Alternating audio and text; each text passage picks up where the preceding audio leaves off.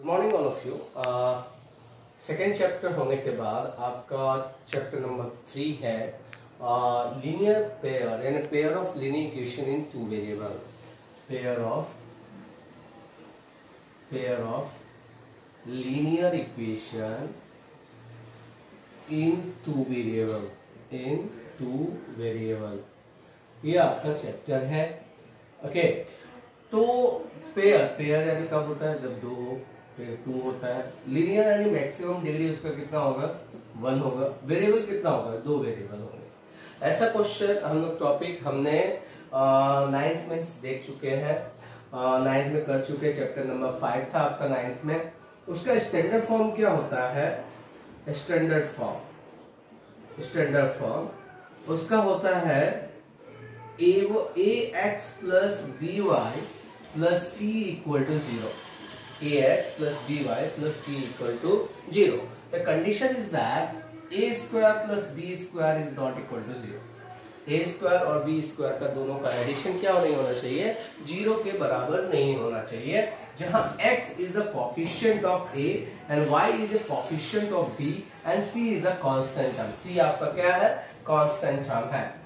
It can be also, suppose you have given ax plus b equal to 0, so you can write as ax plus 0 into y plus b equal to 0, okay, where the coefficient of y is 0, okay, and sorry यहाँ c होगा, sorry हाँ b 0, ठीक है। Similarly ways, if you have given by plus c equal to 0, then on that time 0 into x plus by plus c equal to 0 ऐसा लिखा जा सकता है। अब आपका क्या है कि जब भी दिमाग में डाल के रखें ax plus b equal to 0 हो तो ऑन दैट टाइम ये क्या होगा? ये आपका x इंटरसेप्ट पे होगा, x एक्सिस को इंटरसेक्ट करेगा, ठीक है। ये आपको चैप्टर नंबर 8 में है, 7 में है, लेकिन मैं आपको पहले बता दे रहा हूं। x एक्सिस पे इंटरसेक्ट करेगा और वैल्यू क्या होगा? ax plus b equal to 0, तो x is equal to minus b upon a, and that means यहाँ तो यहाँ पे आपका इंटरसेक्ट करेगा और उसका कोऑर्डिनेट क्या होगा? Minus B upon A comma 0 हो जाएगा। Suppose B Y plus C equal to 0 है तो ये वाई एक्सिस को इंटरसेक्ट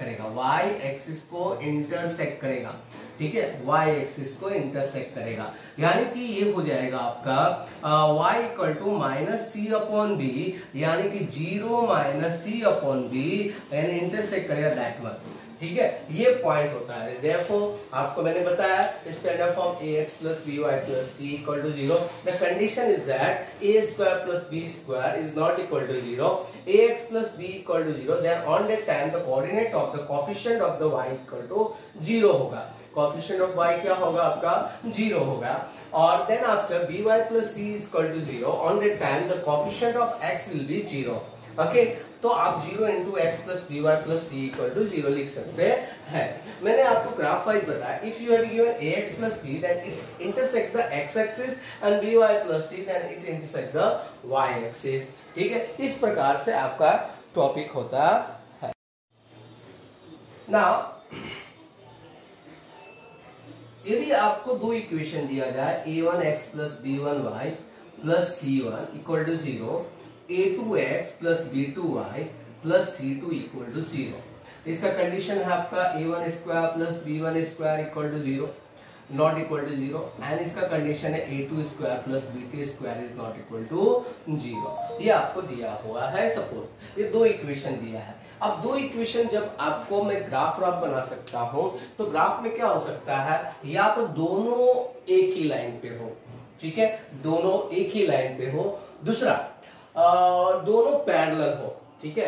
दोनों लाइन यदि ग्राफ बनाते हैं दोनों लाइन क्या होना चाहिए? पैरेलल हो, ठीक है। ग्राफ हमने सीखा है 9th क्लास में, फिर से हम सीखेंगे, लेकिन मैं आपको बता रहा हूं कि जब दोनों लाइन का यदि मैं ग्राफ बनाता हूं तो दोनों लाइन का ग्राफ बनाने के टाइम पे इट मे बी पॉसिबल दो एक दूसरे क्या करना चाहिए, इंटरसेक्ट करना है। मैंने 3 कंडीशन बताया आपको। पहला क्या होगा, दोनों क्या होना चाहिए, पहला कि दोनों एक ही लाइन पे हो, ठीक है। दूसरा क्या होना चाहिए, दोनों पैरेलल हो, ठीक है। तीसरा क्या होना चाहिए, दोनों इंटरसेक्ट कर सके।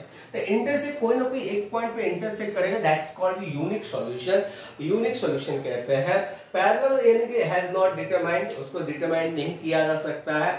और इसका क्या होता है, इनफाइनाइट सॉल्यूशन होता है, ठीक है। इस प्रकार से आपका 3 कंडीशन अप्लाई होते हैं। If you have given 2 equation, then on that time the 3 cases there. First cases is there, first cases क्या है आपका, फर्स्ट केसेस आपका इनफाइनाइट हो। इनफाइनाइट कब होगा, इनफाइनाइट कब होगा, जब एक ही लाइन पे हो, यानी कि intersect at one point, intersect at sorry not intersect, both lie on same line, both line lie on same line, ठीक है, दोनों एक ही सेम लाइन पे हो आपके।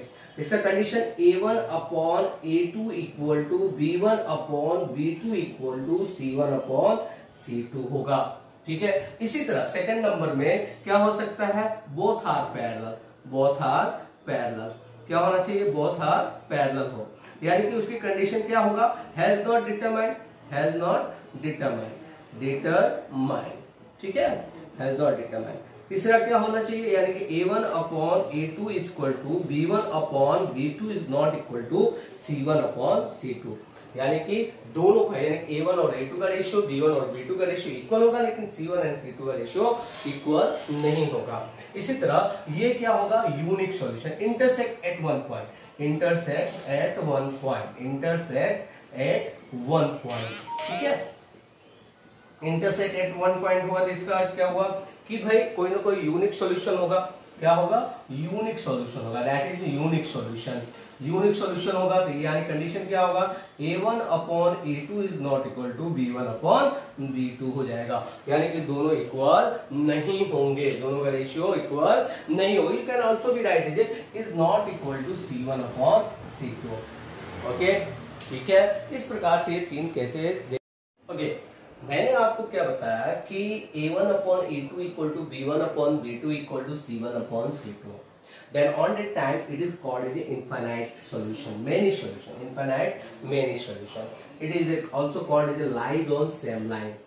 It is a dependent pair, यानी कि जिसका infinite many solution हो, तो ये दोनों क्या है, एक दूसरे पे डिपेंड है, दोनों लाइन का पॉइंट एक ही जैसा होगा, तो ही तो होगा ना, दोनों लाइन का पॉइंट क्या होगा, एक ही जैसा होगा। जो आपका पहले का इक्वेशन का होगा वही दूसरे इक्वेशन का होगा, इसलिए दोनों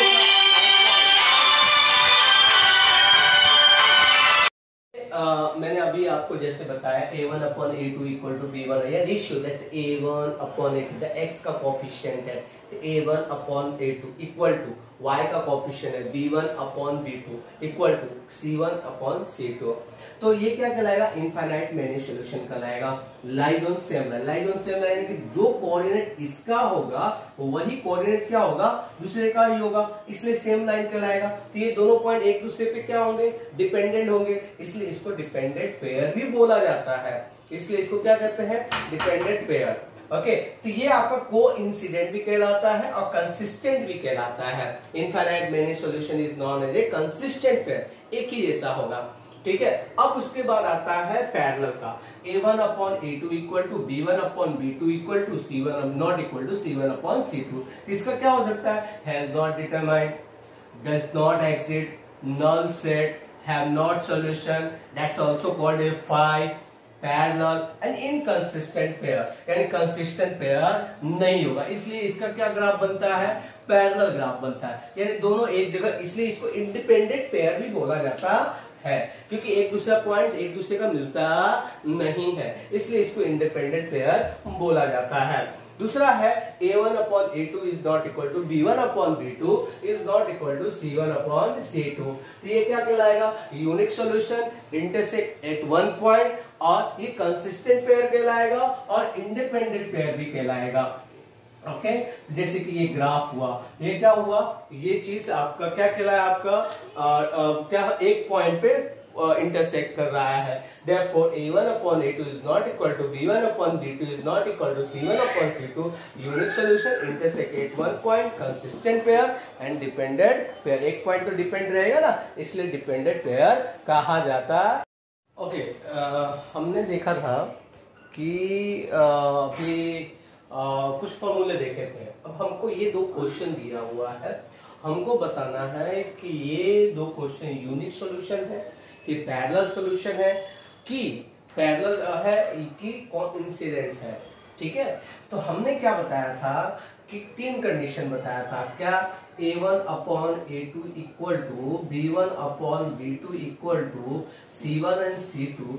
तो क्या होता है? इनफाइनाइट मैनी सॉल्यूशन होता है, कोइंसिडेंट होता है। फिर A1 upon A2 is equal to B1 upon B2 is not equal to C1 upon C2। तो क्या होता है? पैरेलल होता है, हैज नॉट डिटरमाइंड होता है।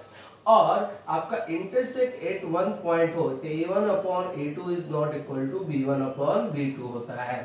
तो ये पहला क्वेश्चन है। तो मैंने बताया था x का जो कोफिशिएंट होगा A1 होगा, y का कोफिशिएंट होगा B1 होगा और C1 आपका कांस्टेंट है। तो इस तरह यहाँ देखिए, यहाँ पे पहले नंबर क्वेश्चन में x का कोफिशिएंट क्या है? 5 है। A1 क्या हो गया? आपका 5 हो गया। ठीक है, A2 क्या हो गया? B1 क्या हो गया आपका? -4 हो गया। और C1 क्या हो गया आपका? 8 हो गया। सिमिलरली वेज A2 क्या हो गया आपका? 7 हो गया। B2 क्या हो गया आपका? 6 हो गया। और C2 क्या हो गया आपका? -9 हो गया। ठीक है, तो A1 upon A2 equal to 5 upon 7, B1 upon B2 equal to -4 upon 6 यानी कि -2 अपॉन 3 और C1 upon C2 equal to 8 upon -9। तो यहाँ देख सकते हो कि A1 अपॉन A2 जो है वो B1 अपॉन B2 के बराबर नहीं है। तो इसलिए क्या कहलाएगा? It is a unique solution. ये क्या कहलाएगा? आपका यूनिक सॉल्यूशन कहलाएगा। इसी तरह आपका दूसरा क्वेश्चन जो है, दूसरा नंबर का क्वेश्चन, A1 क्या है आपका? 9 अपॉन 18 हो गया आपका A1 और A2 आपका 18 हो गया। B1 क्या हो गया? B1 अपॉन B2 क्या हो गया? 3 अपॉन 6 हो गया। तो ये इसको हम काटेंगे तो क्या आएगा? 1/2 आएगा। C1 अपॉन C2 क्या आ गया? 12 अपॉन 24 आ गया। तो क्या हो गया? A1 upon 1/2। Therefore A1 जो है अपॉन A2 जो है B1 अपॉन B2 के बराबर है और C1 अपॉन C2 के बराबर है। देखिए सबका रेशियो क्या है? इक्वल है, इसलिए कोइंसिडेंट हुआ। इसी तरह थर्ड नंबर का क्वेश्चन है। क्या है थर्ड नंबर? आपको दिया है 6x minus 3y plus 9 equal to 0 and 2x minus y plus 9 equal to 0। आप कंपेयर करेंगे तो A1 क्या आएगा? 6 आएगा, है ना। A2 क्या है आपका? 2 है। तो A1 अपॉन A2 क्या हो जाएगा आपका? 6 अपॉन 2 यानी कि 3 हो गया। इसी तरह B1 क्या हो गया आपका? -3। B2 क्या हो गया आपका? -1। कोफिशिएंट कितना है? B2 -1 है। तो B1 अपॉन B2 क्या हो गया आपका? -3 अपॉन -1 यानी कि 3 हो गया। इसी तरह C1 क्या है आपका? +9। C2 क्या है आपका? +9। तो C1 अपॉन C2 क्या हो गया? 9 अपॉन 9 यानी कि 1। तो देख सकते हो आप लोग कि A1 अपॉन A2 जो है B1 अपॉन B2 के बराबर है, लेकिन C1 अपॉन C2 के बराबर नहीं है। A1 अपॉन A2 की वैल्यू 3 हो गई, B1 अपॉन B2 की वैल्यू भी 3 हो गई, लेकिन C1 अपॉन C2 की वैल्यू कितनी है? 1 है। ये क्या हो गया? हैज नॉट डिटरमाइंड, पैरेलल हो गया। ठीक है, तो इस प्रकार से आपके हमने बताया था क्वेश्चन ऐसा हो सकता है कि which one is consistent, inconsistent. तो मैंने बताया था A1 अपन जब इनफाइनाइट सॉल्यूशन हो, जब तीनों इक्वल हो तो कंसिस्टेंट कहलाता है, कि डिपेंडेंट पेयर होता है। ये नॉट इक्वल हो तो कंसिस्टेंट कहलाता है क्योंकि ये डिपेंडेंट पेयर होता है। लेकिन जब पैरेलल हो यानी कि हैज नॉट डिटरमाइंड हो, A1 upon A2 is equal to B1 upon B2 is not equal to C1 upon C2 हो तो इनकंसिस्टेंट होता है। जैसे कि यहाँ पे देखिए A1 क्या देख सकते हैं, इस प्रकार से क्या हो गया आपका? इक्वल नहीं हुआ। तो 1/2 equal to 1/2 equal to 1/2 is not equal to 8 upon 9। It is not called it is a inconsistent equation. Okay, तो कंसिस्टेंट और इनकंसिस्टेंट क्या होता है समझ में आया। ओके, दो क्वेश्चन आपको दिया हुआ है 4x plus py plus 8 equal to 0 and 2x plus 2y plus 2 equal to 0. Find the value of p if the equation is unique solution. तो देखिए यूनिक सॉल्यूशन कब होता है, मैंने आपको बताया a1 upon a2 is not equal to b1 upon b2। तो देखिए a1 क्या है 4 है, a2 क्या है 2 है, b1 क्या है p है, b2 क्या है 2 है, ठीक है। तो ये 2 2 जा 4 यानी 2 is not equal to p upon 2, तो क्रॉस मल्टीप्लाई ये इधर आ जाएगा तो p is not equal to क्या हो जाएगा 4 हो जाएगा। p की वैल्यू क्या होगा 4, जब यूनिक सॉल्यूशन होगा तो p is not equal to 4 होगा, या तो इससे बड़ा हो सकता है या छोटा हो सकता है। अब इसी तरह आपका क्वेश्चन है दूसरा कि find the value of the k if the equation is kx plus ky minus k minus equal to 0, 12x plus ky minus k equal to 0 when the equation are infinite solution। तो infinite solution का कब होता है जब a1 upon a2 is equal to b1 upon b2 equal to c1 upon c2 होता है, ठीक है। तो a1 क्या है आपका k है, ठीक है, a2 क्या है आपका 12 है, b1 क्या इक्वल टू b1 क्या है 3, b2 क्या है k है, ओके, c1 क्या है minus k minus 3 upon minus k, ठीक है। ओके, तो माइनस माइनस प्लस हो गया, ठीक है। तो आपको फिर से बता दो a1 क्या है k, b1 क्या है 12, सॉरी a2 क्या है 12, b1 क्या है k माइनस 3 एंड k है, माइनस माइनस प्लस हो जाएगा। कोई भी दो ले लीजिए, यदि फाइंड होता है तो दो इक्वेशन इक्वल है, कोई भी ले लीजिए। k upon 12 equal to 3 upon k, k into k square 12 3 या 36, k इक्वल टू क्या हो जाएगा रूट अंडर 36, यानी k equal two plus minus 6, k की वैल्यू क्या आएगी प्लस माइनस 6 आएगी। यानी कि इस प्रकार से आपके क्वेश्चन पूछ सकते हैं। इस प्रकार का एक क्वेश्चन इस बार 2 मार्क के लिए पूछाया गया था, ठीक है, इससे 2 मार्क के लिए 2 मार्क के लिए आपका क्वेश्चन पूछाया गया था बोर्ड एग्जाम में, ठीक है, गुजरात बोर्ड के एग्जाम में पूछाया हुआ था। तो इस प्रकार से आप क्वेश्चन कर सकते हैं।